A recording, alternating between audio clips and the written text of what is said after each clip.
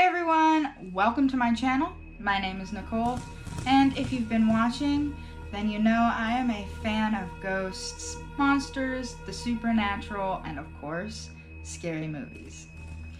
Some of our most iconic horror flicks of all time are based on serial killers, otherwise known as slashers.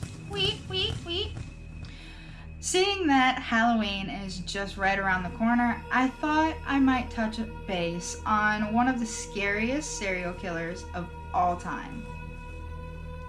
In 1984, Wes Craven happily horrified everyone with the release of Nightmare on Elm Street. The story about a supernatural serial killer named Freddy Krueger.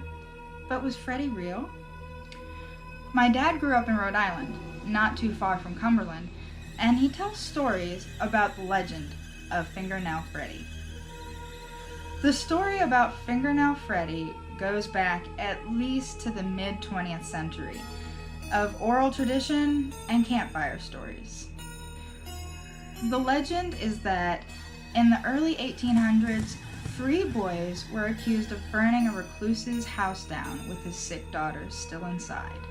The boys admitted to setting the woodpile on fire as a joke, but claimed they had no idea that the fire had quickly spread to the house and the barn. Freddy observed the 3 accused boys running away before attempting to save his daughter and was badly burned in the process, but survived. The boys were acquitted and the fire declared an accident, but Freddy demanded justice for his daughter, the loss of his property, and his own disfigurement. In open court and before the whole town, he threatened to levy his own justice on the 3 boys and stormed out of the courtroom. For a year, no one saw or heard from Freddy until one of the boys failed to show up for school and was found murdered inside an old abandoned catacomb in a nearby cemetery. Within months' time, the other 2 boys involved in the burning were found with their throats ripped open and their bodies clawed apart. After the first boy's murder, the townspeople remembered Freddy's threat, but a search of the area only brought fear to the community. Only 8 days after the last boy was buried, a searcher stumbled upon Freddy sneaking into the remains of his homestead. A trap door hid the entrance to the cellar beneath. Hours later, a half-mad Freddy emerged from his hiding place, still covered in blood, and his fingernails purposely grown long and sharpened. Freddy was hung on the spot and left to rot, but someone eventually cut the man down and buried him beside his daughter, not far from the homestead. The charred remains of the house are still there, and the makeshift graves of his daughter barely noticeable, but the land is said to be cursed by Fingernail Freddy. It is said to this day that his spirit still lingers in the property, and that anyone who's brave enough to go there and visit is found dead in their sleep. Other tales say that the Freddy Krueger character was based on a real serial killer who lived in Cincinnati, Ohio in the 1800s. According to police files of the time, Mr. Krueger had killed at least 20 children within the 3-mile radius of where he lived. He reportedly murdered the children using only a gardening claw, and he lived inside an abandoned factory, having set up a small living area and torture area within the mechanical room. Back then, it would have been known as the boiler room. Mr. Krueger was eventually caught, tried, and found to be criminally insane. He spent the rest of his life in Kings Park Kings Park Psychiatric Hospital before dying unexpectedly in his sleep at the age of 72. To this day, and long before the Elm Street films, Kings Park Hospital was said to be haunted by the ghost of Freddy Krueger. If you search online, you can find many pictures of Frederick Krueger's tombstone. And as these real but completely unrelated gravestones continue to circulate, the punchline of the joke is often dropped. This may be easy to believe, but the joke is just a trick. For horror film buffs, it's a true treat. So, who was the real Freddy Krueger?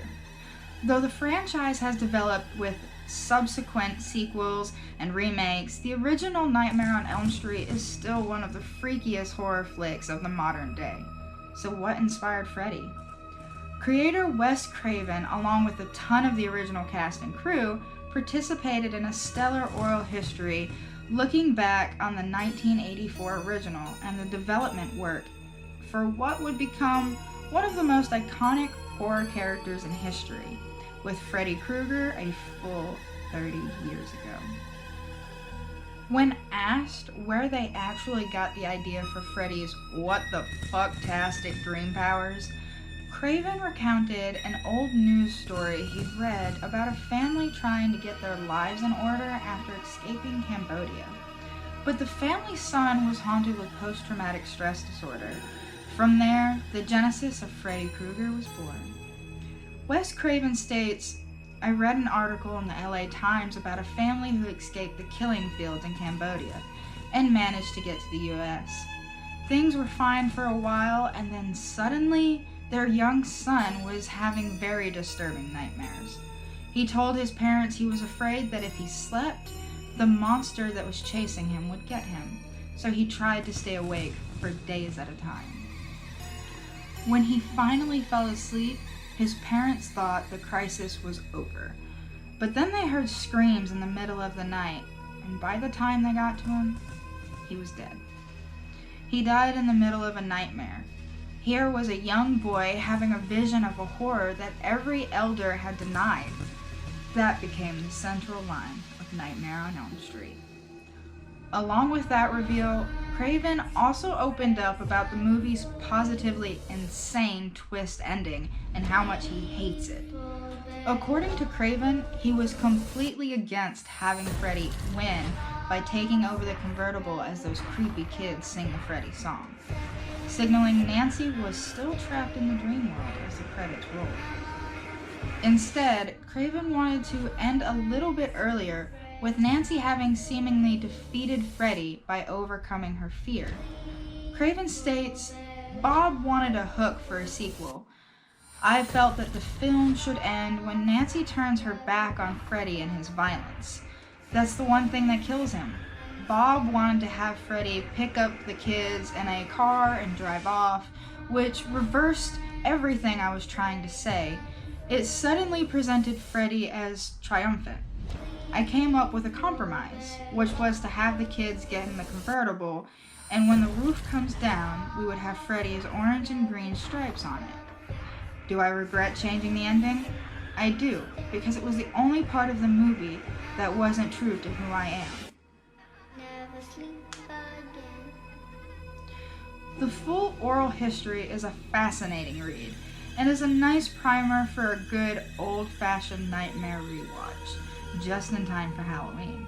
Sometimes the truth is scarier than the tales. Tonight, I will take the time to rewatch an American iconic film and rekindle my love for slashers of all slashers. As we get closer and closer to Halloween, I will post more videos on the truth behind the legends. Freddy may have been the most iconic slashers of all times, but he wasn't the first. In 1980, Jason Voorhees opened the doors to slashers and hacks that have lingered in iconic American films for almost 40 years now. And before I sign out tonight, I just wanted to say, make sure you like and subscribe, and follow me on Instagram. So good night for now, and sweet screams.